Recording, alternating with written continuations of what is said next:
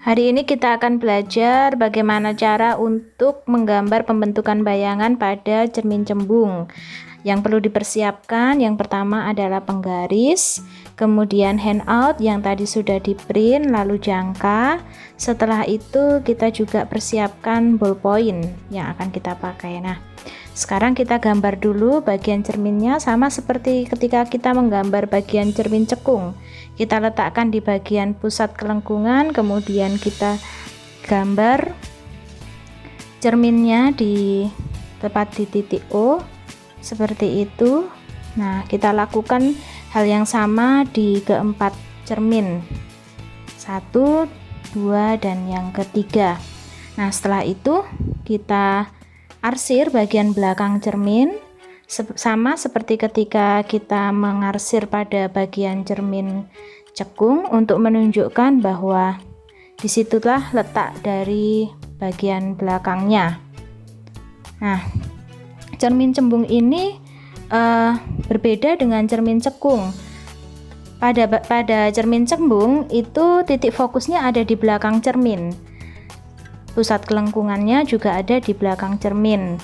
Nah, sekarang kita gambarkan sinar istimewa pada cermin cembung. Untuk sinar istimewa yang pertama, sinar datang sejajar dengan sumbu utama. Nah, kita gambarkan seperti itu, akan dipantulkan seolah-olah berasal dari titik fokus. Kenapa seolah-olah? Karena titik fokusnya ini berada di belakangnya cermin, jadi cahayanya itu akan memantul seolah-olah dia dipantulkan dari titik fokus. Nah, seperti itu. Jadi kita arahkan ke titik fokus terlebih dahulu, baru kita gambarkan sinar pantulnya. Nah, setelah itu kita berikan tanda panah untuk menunjukkan bahwa itu adalah bagian dari sinar datang dan sinar pantulnya. Untuk sinar istimewa yang kedua, sinar datang seolah-olah menuju titik fokus. Jadi kita arahkan penggarisnya tepat ke titik fokus. Diibaratkan sinar datangnya itu seolah-olah dia akan menuju ke titik fokus. Nah, kemudian akan dipantulkan sejajar dengan sumbu utamanya. Nah, seperti itu. Hampir sama seperti sinar yang pertama sebenarnya, jadi hanya kebalikannya saja. Seperti ketika kita menggambarkan sinar istimewa pertama dan kedua pada cermin cekung. Jadi sinar yang pertama dan kedua itu seperti kebalikannya. Nah, untuk yang ketiga, sinar datang menuju ke titik pusat kelengkungan cermin.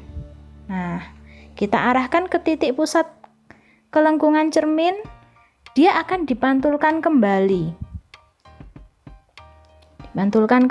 Jadi sinar datang dan sinar pantulnya itu akan berada pada satu garis lurus. Seperti ini ya. Nah, sekarang kita akan menggambar pembentukan bayangan pada cermin cembung. Cermin cembung ini tidak punya ruangan seperti cermin cekung. Jadi dia hanya punya satu ruangan, yaitu di depannya cermin.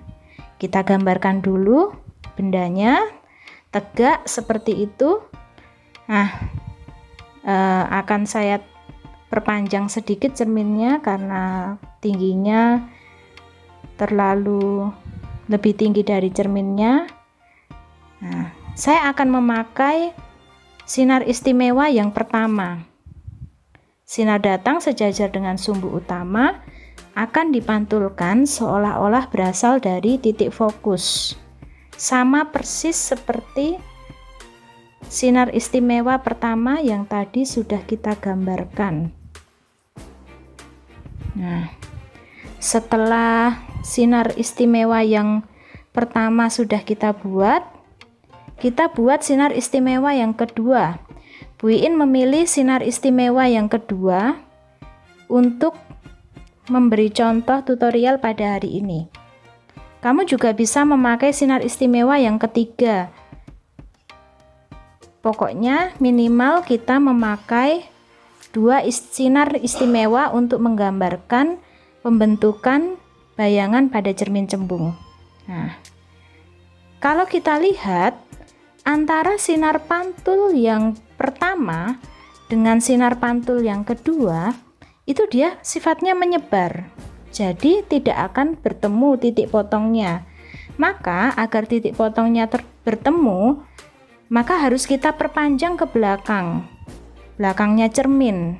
Sama seperti ketika kemarin kita menggambarkan pembentukan bayangan pada cermin datar. Nah, akhirnya perpotongan garisnya bertemu di titik itu, disitulah letak bayangannya.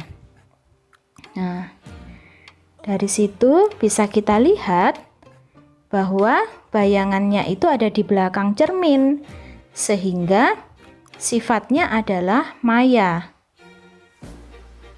Kemudian tegak karena dia sama-sama tegaknya dengan bendanya, dan yang terakhir diperkecil karena ukurannya itu lebih kecil dibandingkan benda aslinya. Nah, sekian tutorial dari saya, semoga bermanfaat.